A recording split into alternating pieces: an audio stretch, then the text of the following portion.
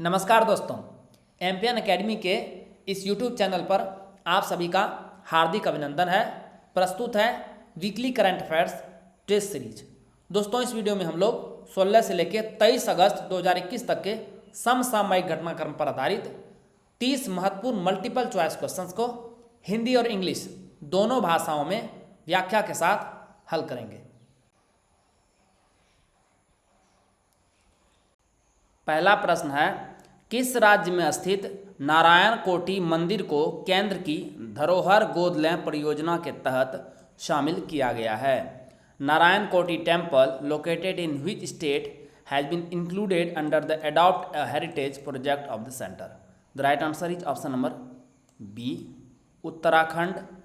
यह प्राचीन मंदिरों का एक समूह है जो रुद्रप्रयाग गौरीकुंड राजमार्ग पर गुप्त काशी से लगभग 2 किलोमीटर दूर पर अवस्थित है। यह देश का एकमात्र ऐसा स्थान है जहां 9 ग्रहों के मंदिर एक समूह में स्थित हैं, जो 9 ग्रहों का प्रतीक है। यह लक्ष्मी नारायण को समर्पित है, जो पांडवों से संबंधित है। इन मंदिरों का निर्माण 9वीं शताब्दी में किया गया था। एडॉप्ट हेरिटेज परियोजना को सर्वप्रथम 27 सितंबर 2017 को लॉन्च किया गया था। किस देश में दुनिया का दूसरा सबसे बड़ा जीन बैंक शुरू किया गया है? The world's second largest gene bank has been started in which country? The right answer is option number C, Bharat में।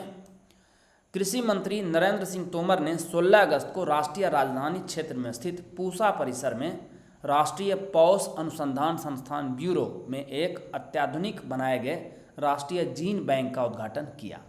बीजों के जर्म प्लाज्मा को -20 डिग्री सेल्सियस तापमान पर वर्षों तक सहेजा जा सकेगा। बैंक में 10 लाख जर्म प्लाज्मा को संरक्षित रखा जा सकता है। भारत की कुल स्थापित अक्षय ऊर्जा क्षमता ने कितने गीगावाट का प्रमुख लक्ष्य हासिल कर लिया है? India's total installed renewable energy capacity has achieved the key target of how many gigawatt? The right answer is option number A, 100 gigawatt. केंद्रीय ऊर्जा और नवीन एवं नवीकरणीय ऊर्जा मंत्री आर.के. सिंह ने एक ट्वीट में कहा कि हमारी स्थापित अक्षय ऊर्जा क्षमता बड़े हाइड्रोजन प्रोजेक्ट को छोड़कर 100 गीगावाट को पार कर गई है। इसको कन्वर्ट करेंगे मेगावाट में तो 1 लाख मेगावाट होगा। अगर भारत की बड़े जल विद्युत क्षमता को शामिल किया जाता है तो स्थापित अक्षय ऊर्जा क्षमता बढ़कर 146 मेगावाट हो जाएगी। उन्होंने आगे कहा कि स्थापित अक्षय ऊर्जा क्षमता के 100 गीगावाट लक्ष्य को हासिल करने के बाद भारत 2030 तक 450 गीगावाट के अपने लक्ष्य को प्राप्त करने की दिशा में एक महत्वपूर्ण लक्ष्य हासिल कर चुका है। सुडोकू के गॉडफादर के रूप में प्रसिद्ध किस व्यक्ति का निधन हाल ही में हो गया है? What is the name of the man known as the godfather of sudoku who has passed away recently?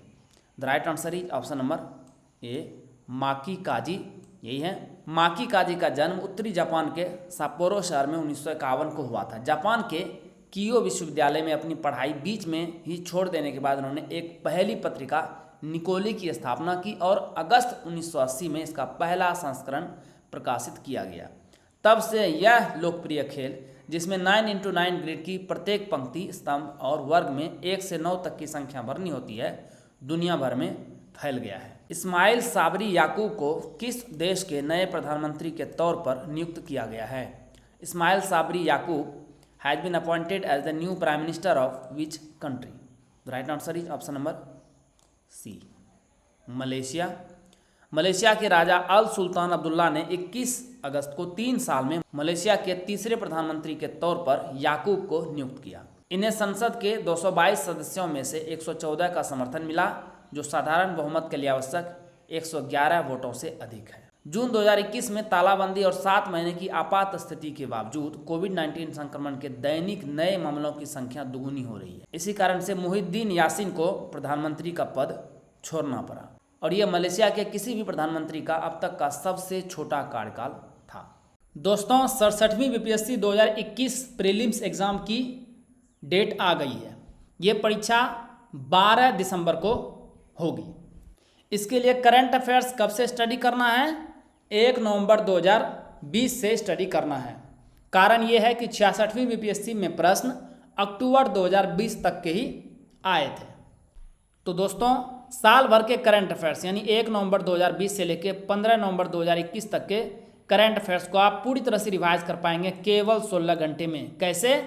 MPN academy current affairs PDF से। Weekly current affair test series आप सभी जान रहे हैं, प्रत्येक रविवार को इस चैनल पर प्रसारित होता है नेशनल और इंटरनेशनल वर्जन का एमसीक्यूज। तो 54 पीडीएफ मिलेगा जिसमें इकोनॉमिक सर्वे, बजट और सेंसस भी शामिल होगा, साथ में ओलंपिक का भी पीडीएफ मिलेगा। 6 मिनट लगेगा समय एक पीडीएफ को रिवाइज करने में, 5.5 घंटे में पूरी तरह से रिवाइज आप कर पाएंगे। Monthly current affair short notes Hindi में, ये नेशनल और इंटरनेशनल वर्जन का 13 पीडीएफ मिलेगा। 25 मिनट का समय एक पीडीएफ में, 5.5 घंटे में इसे भी आप निपटा देंगे। Bihar monthly current affairs PDF 15 PDF मिलेगा जिसमें इकोनॉमिक सर्वे, बजट और बिहार का सेंसस भी शामिल होगा। 20 मिनट का समय लगेगा एक पीडीएफ को रिवाइज करने में, 5 घंटे में आप इसे भी समाप्त कर देंगे।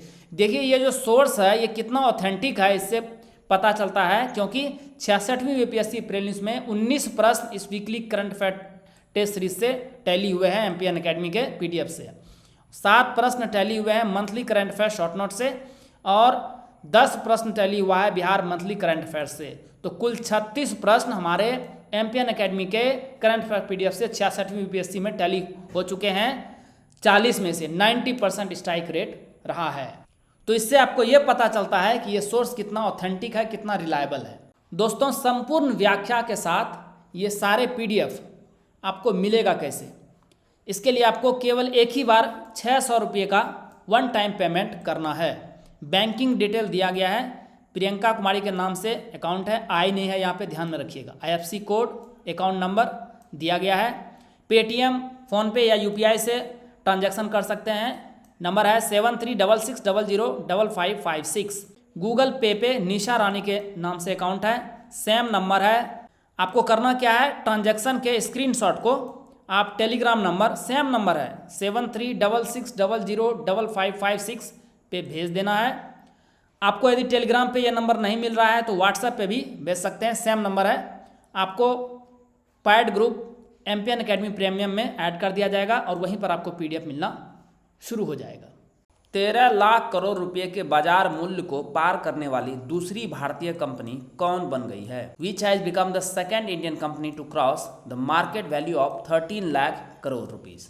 The right answer is option number D, Tata consultancy services TCS. TCS company 17 अगस्त को रिलायंस के बाद 13 लाख करोड़ रुपए के बाजार मूल्य को पार करने वाली दूसरी भारतीय कंपनी बन गई है। आप थोड़ा सा हिस्ट्री को देखेंगे तो अगस्त 17, 2016 ठीक 5 साल पहले रिलायंस का मार्केट कैप था 5.17 लाख करोड़ रुपये और टीसीएस का था 3.28 लाख करोड़ रुपये। लेकिन देखिए किस प्रकार से ये इसमें ग्रोथ हुआ है। वर्तमान में जिस दिन ये वीडियो रिलीज हो रहा है 12 सितंबर 2021 में रिलायंस इंडस्ट्रीज का बाजार पूंजीकरण मूल्य 15.63 लाख करोड़ रुपये है और टीसीएस का 14 लाख करोड़ रुपये के लगभग है। सुप्रीम कोर्ट के कॉलेजियम ने शीर्ष अदालत में न्यायाधीश के रूप में नियुक्ति के लिए हाल ही में कितनी महिला न्यायाधीशों की सिफारिश की है?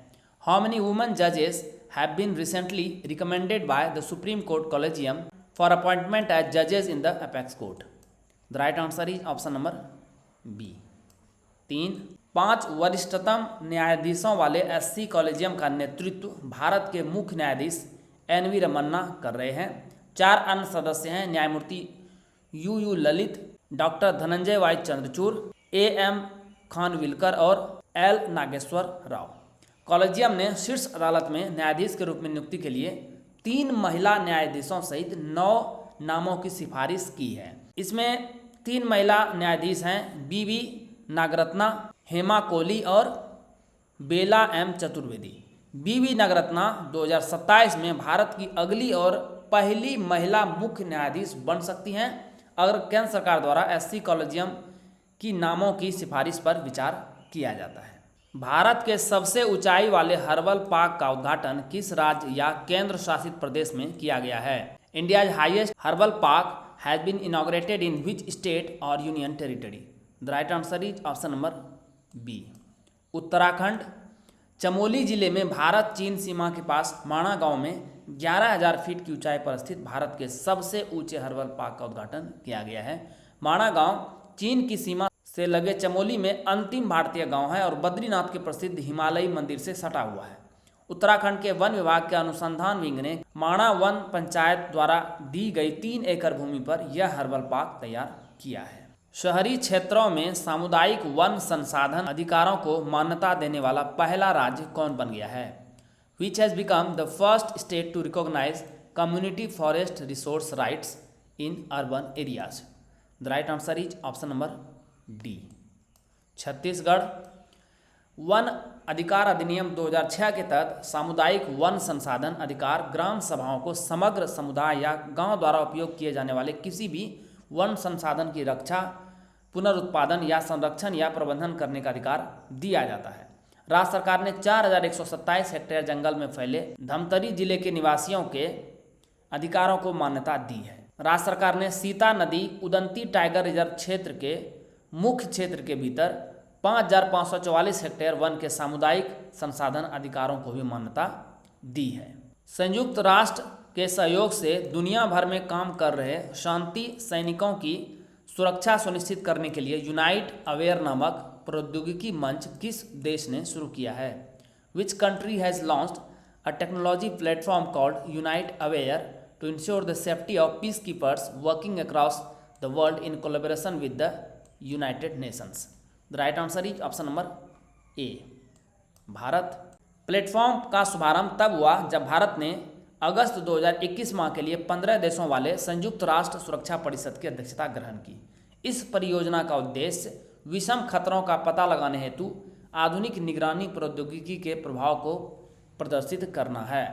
सिचुएशनल अवेयरनेस सॉफ्टवेयर प्रोग्राम यह सुरक्षा बनाए रखने में शांति सैनिकों के लिए वास्तविक समय में खतरे के आकलन हेतु आधुनिक निगरानी तकनीक का उपयोग करता है। प्लेटफॉर्म शुरू में 4 संयुक्त राष्ट्र शांति मिशनों में तैनात किया जाएगा: माली, दक्षिण सूडान, साइप्रस और सोमालिया। और भारत ने इस परियोजना के लिए 1.64 मिलियन अमेरिकी डॉलर का योगदान दिया है। राजीव गांधी ग्रामीण भूमिहीन मजदूर न्याय योजना की शुरुआत किस राज्य में की गई है? राजीव गांधी ग्रामीण भूमिहीन मजदूर न्याय योजना has been started in which state? The right answer is option number C, Chhattisgarh. Chhattisgarh सरकार ने 12 लाख भूमिहीन परिवारों को लाभान्वित करने हेतु 200 करोड़ रुपये के प्रावधान के साथ इस योजना की शुरुआत की। यह ग्रामीण भूमिहीन मजदूरों के लिए आर्थिक न्याय सुनिश्चित करने की दिशा में अपनी तरह की पहली योजना है। योजना के तहत लाभार्थी परिवारों को प्रति वर्ष 6,000 रुपये की राशि प्रदान की जाएगी। 18वीं सदी के स्वतंत्रता सेनानी क्रांतिवीर संगोली रायन्ना का संबंध किस साम्राज्य से था? 18th century freedom fighter Krantiveer Sangolli Rayanna was associated with which empire? The right answer is option number A, Kittur साम्राज्य। क्रांतिवीर संगोली रायन्ना रानी चेम्मा द्वारा शासित तत्कालीन कित्तूर साम्राज्य के सेना प्रमुख थे, जिन्होंने अंग्रेजों के विरुद्ध बहादुरी से जंग लड़ी थी। अंग्रेज शासकों द्वारा उन्हें वर्ष 1831 में बेलगावी जिले के नंदगढ़ के पास एक बरगद के पेड़ से फांसी पर लटका दिया गया था। संगोली रायन्ना को कुरुबा समुदाय के प्रतीक के रूप में प्रस्तुत किया गया है, जो कर्नाटक में तीसरा सबसे बड़ा समुदाय है। अभी न्यूज में क्यों है? कर्नाटक सरकार द्वारा 15 अगस्त को इनकी जयंती का आयोजन किया गया। इसके अलावा राज्य सरकार द्वारा प्रति वर्ष 26 जनवरी को शहादत दिवस भी मनाने का निर्णय लिया गया है। भारत सरकार ने किस तिथि को प्रत्येक वर्ष विभाजन विभीषिका स्मृति दिवस के रूप में आयोजित करने की घोषणा की है? Which date has been announced by the Government of India to be organized every year as Partition Horrors Remembrance Day? The right answer is option number B, 14 अगस्त को। हिंदुस्तान की आज़ादी की सालगिरह से एक दिन पहले पीएम मोदी ने ट्वीट कर यह घोषणा की। दरअसल 14 अगस्त 1947 का दिन इतिहास का एक गहरा जख्म है। यह वही दिन है जब देश का बंटवारा हुआ और पाकिस्तान अस्तित्व में आया। बंटवारे की शर्त पर भारत को अंग्रेजों से आज़ादी मिली। भारतीय उपमहाद्वीप के 2 टुकड़े किए गए। इस बंटवारे ने बंगाल का भी विभाजन किया, जिसमें बंगाल के पूर्वी हिस्से को भारत से अलग कर पूर्वी पाकिस्तान बना दिया, जो 1971 में बांग्लादेश के रूप में स्वतंत्र राष्ट्र बना। विभाजन मानव इतिहास में सबसे बड़े विस्थापनों में से एक है, जिसमें लगभग 20 मिलियन लोग यानी 2 करोड़ लोग प्रभावित हुए। किस राज्य के पूर्व मुख्यमंत्री कल्याण सिंह का निधन हाल ही में हो गया है? Which state's former chief minister Kalyan Singh has passed away recently? The right answer is option number C, Uttar Pradesh. Kalyan Singh 2 बार उत्तर प्रदेश के मुख्यमंत्री और साथ में राजस्थान और हिमाचल प्रदेश के राज्यपाल भी रहे। इन्होंने 1991 में पहली बार उत्तर प्रदेश के मुख्यमंत्री की कमान संभाली थी और इनके पहले कार्यकाल के दौरान ही अयोध्या के विवादित ढांचे को 6 दिसंबर 1992 को गिरा दिया गया था। अंडर 20 विश्व एथलेटिक्स चैंपियनशिप के इतिहास में लंबी कूद में पदक जीतने वाली पहली भारतीय खिलाड़ी कौन बन गई हैं? Who has become the first Indian player to win a medal in the long jump in the history of Under 20 World Athletics Championship? The right answer is option number A, शैली सिंह। अंडर 20 विश्व athletics championship में 17 वर्षीय शैली सिंह ने 6.59 metre की छलांग के साथ रजत पदक अपने नाम किया।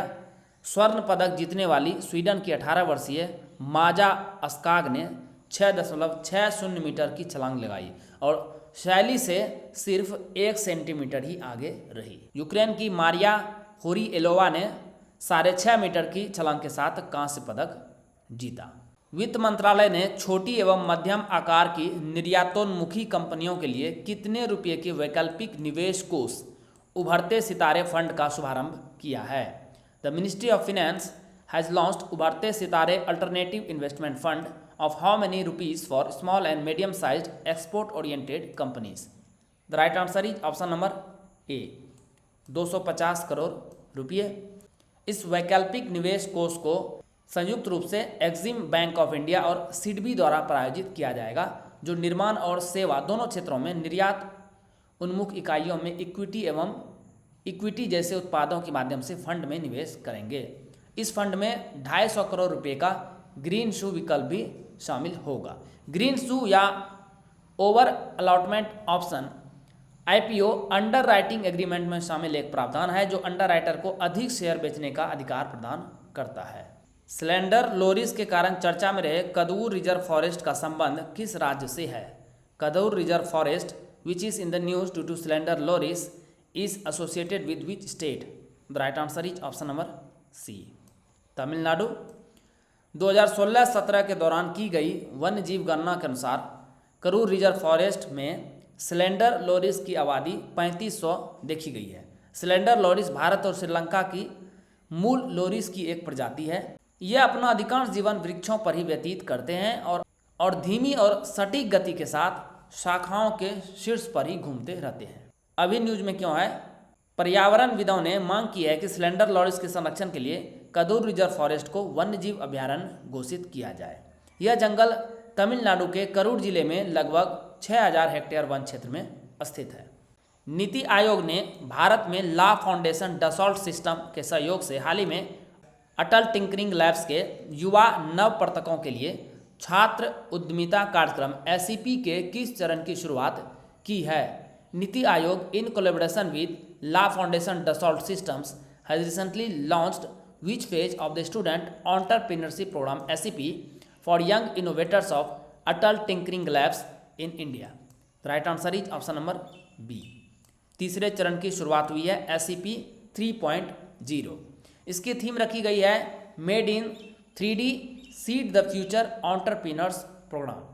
इस कार्यक्रम के हिस्से के रूप में प्रत्येक स्कूल को 3D प्रिंटिंग का प्रयोग करके अपना स्वयं का स्टार्टअप डिजाइन और प्रोटोटाइप बनाने, मार्केटिंग अभियान तैयार करने, उत्पाद मूल्य निर्धारण को परिभाषित करने और विस्तार करने की रणनीति के लिए सीड फंडिंग आवंटित की जाएगी। इस कार्यक्रम के तहत 26 राज्यों की कुल 50 टीमों का चयन किया गया है। जाम्बिया के नए राष्ट्रपति कौन चुने गए हैं? Who has been elected the new president of Zambia? The right answer is option number D, Hakainde Hichilema. Zambia में वरिष्ठ विपक्षी नेता हाकेंडे हिचिलेमा ने राष्ट्रपति चुनाव में जीत दर्ज की है। इन्हें 50% से अधिक वोट मिले हैं और इसीलिए अब दूसरे चरण का मतदान नहीं कराया जाएगा। इनकी पार्टी का नाम है United party for national development. अब बात चली है जाम्बिया की, तो इसके मैप को अच्छे से स्टडी कीजिएगा। इसमें आपको 2 तरह के मैप दिए गए हैं। जाम्बिया में एक लेक है, उसका ध्यान रखिएगा, और ये किस किस देशों से घिरा हुआ है, तो मैप एक बार जरूर प्रैक्टिस कीजिएगा। कोंकण अभ्यास 2021 भारत और किस देश के बीच आयोजित किया गया? Konkan exercise 2021 was conducted between India and which country? The right answer is option number A, United kingdom.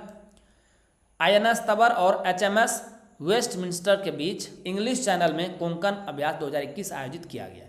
English channel isle of great Britain के दक्षिणी तट और फ्रांस के उत्तरी तट के बीच स्थित है। उत्तर में यह डोवर जल डमरू मध्य द्वारा उत्तरी सागर से अलग होता है, तो ये मैप को भी ध्यान में रखिएगा। भारत और यूनाइटेड किंगडम के बीच आयोजित नौसैनिक अभ्यास कोंकण की शुरुआत 2004 में की गई थी। इसके अलावा 2 और अभ्यास आयोजित किए जाते हैं इन दोनों देशों के बीच। अभ्यास इंद्रधनुष वायुसेना से संबंधित और अजय वारियर संयुक्त थल सेना अभ्यास है। किस देश में फंसे लोगों की सहायता के लिए केंद्रीय गृह मंत्रालय ने E emergency X miscellaneous visa category की शुरुआत की है?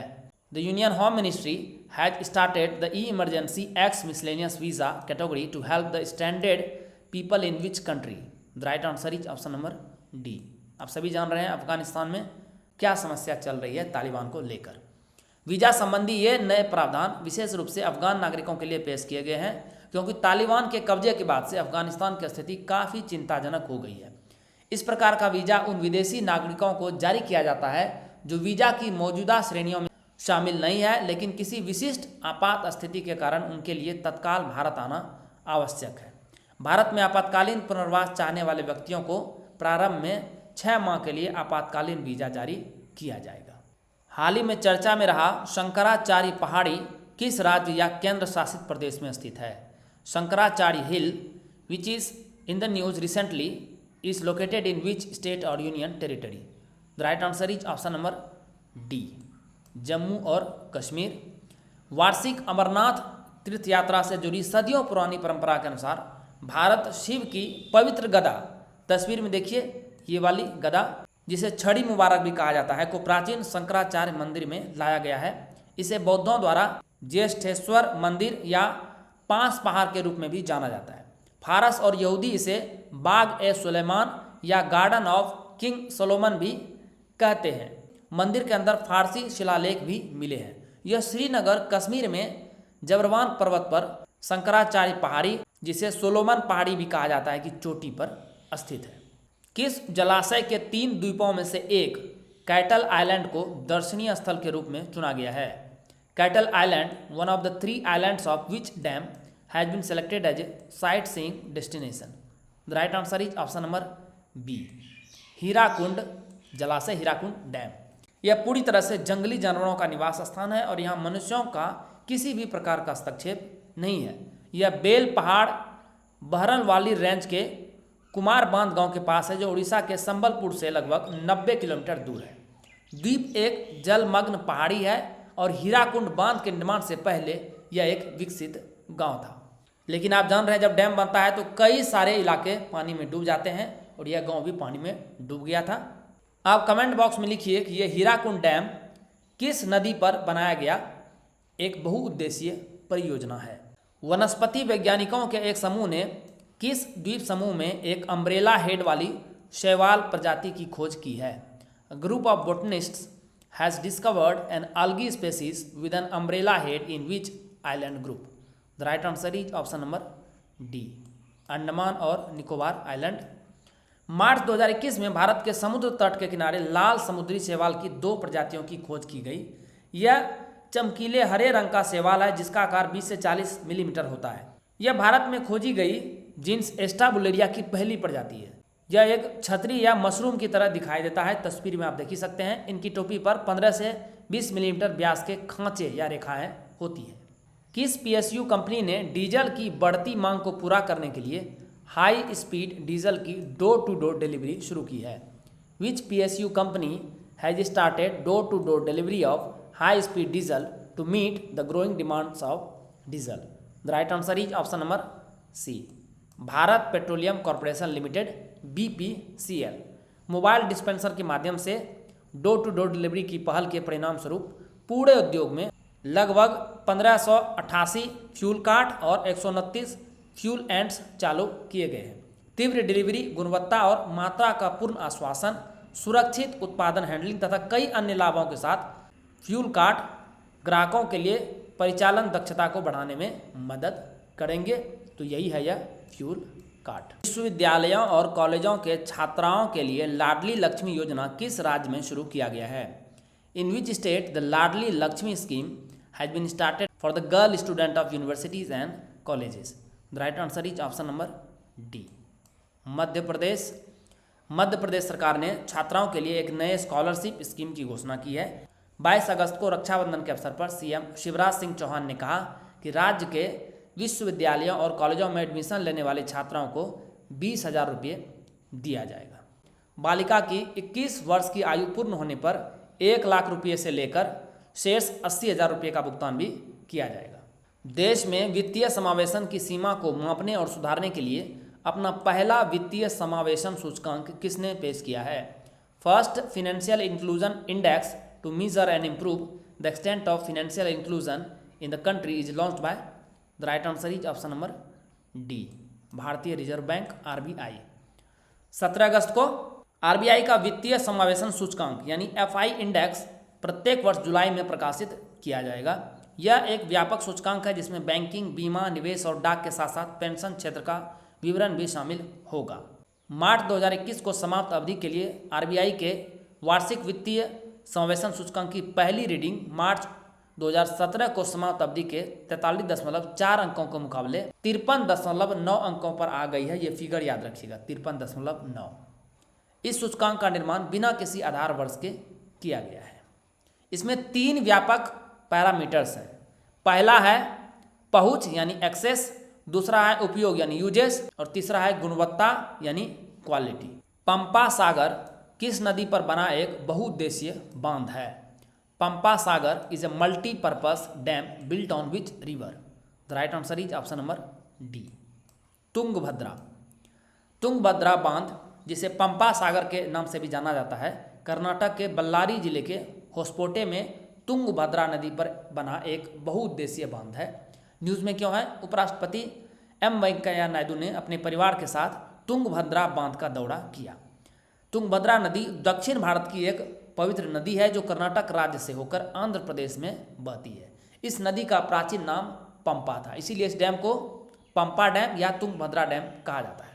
इसकी प्रमुख सहायक नदियां हैं भद्रा, हरिद्रा, वेदवती, तुंगा, वर्धा और कुमुदावती। अब आप कमेंट बॉक्स में यह भी लिखिए कि तुंगभद्रा नदी का अंतिम बिंदु कहाँ है? क्या समुद्र में है तो कौन सा समुद्र, या नदी है तो कौन सी नदी, यानी यह कहाँ जाकर समाती है? हाल ही में चर्चा में रहा इनसेल आंदोलन का संबंध किससे है? Incel movement which is in the news recently is associated with? The right answer is option number C, महिलाओं के प्रति पूर्वाग्रह, प्रिजुडिस अगेंस्ट वुमन। यह एक खतरनाक ऑनलाइन उप संस्कृति है जिसमें ऐसे पुरुष शामिल हैं जो स्वयं को अनैच्छिक ब्रह्मचारी यानी इनवॉलेंट्री कैलिबेट्स के रूप में मानते हैं और महिलाओं के बारे में लगातार गलत अवधारणा का प्रचार करते हैं। जो पुरुष इस मूवमेंट का हिस्सा हैं वे महिलाओं और यौन रूप से सक्रिय अन्य पुरुषों दोनों के प्रति गहरी नाराजगी रखते हैं। ये महिलाओं को उनकी खराब यौन और सामाजिक स्थिति के लिए दोषी मानते हैं। यह आंदोलन ब्रिटेन के प्लायमाउथ में एक बार फिर सुर्खियों में आया, जहां एक 22 वर्षीय व्यक्ति ने एक बच्चे सहित 5 लोगों की गोली मारकर हत्या कर दी। इनसेल का एक चरमपंथी वर्ग महिलाओं के प्रति हिंसा की भी वकालत करता है। दोस्तों, एमपीएन एकेडमी के इस यूट्यूब चैनल पर प्रसारित होने वाले सारे करंट अफेयर्स का संपूर्ण व्याख्या यानी फुल डिस्क्रिप्शन के साथ पीडीएफ आप कैसे प्राप्त कर सकते हैं, इसके बारे में तो आपको जानकारी दी गई है। इसके बारे में और विस्तृत इन्फॉर्मेशन डिस्क्रिप्शन बॉक्स में भी शेयर की जा रही है। दोस्तों, इन पीडीएफ के सहारे आप इस आधे घंटे के वीडियो लेक्चर को आसानी से 5 से 6 मिनट में रिवाइज कर पाएंगे और पूरे साल भर के करंट अफेयर्स को शॉर्ट नोट्स के साथ मात्र 16 घंटे में आप रिवाइज कर पाएंगे। इससे आपके एग्जाम प्रिपरेशन में बहुत हेल्प मिलेगी, आपका बहुत सारा समय बचेगा ताकि आप स्टैटिक पोर्शन पर भी समय दे सकें। तो this is very very important. चलिए अंतिम प्रश्न को देखते हैं। हाल ही में मोबाइल संचालित एक एप्लीकेशन क्लीन सिटी किस शहर में लॉन्च किया गया है?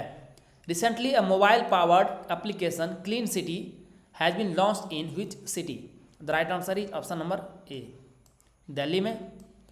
उत्तरी दिल्ली नगर निगम NDMC द्वारा लॉन्च यह एप्लीकेशन क्षेत्र में रहने वाले निवासियों को उस क्षेत्र में कचरा उठाने के संबंध में शिकायत दर्ज करने में मदद करेगा। इस ऐप को उत्तरी दिल्ली के मेयर राजा इकबाल सिंह द्वारा 75वें स्वतंत्रता दिवस के अवसर पर लॉन्च किया गया है। इस ऐप की मदद से नागरिक कचरा उठाने वाले वाहनों की GPS लोकेशन भी देख सकते हैं, इस संबंध में शिकायत दर्ज कर सकते हैं और सेवाओं में सुधार के लिए सुझाव दे सकते हैं। दोस्तों, वीडियो देखने के लिए बहुत बहुत धन्यवाद। Please write down your score in the comment section. All the best for your exam preparations.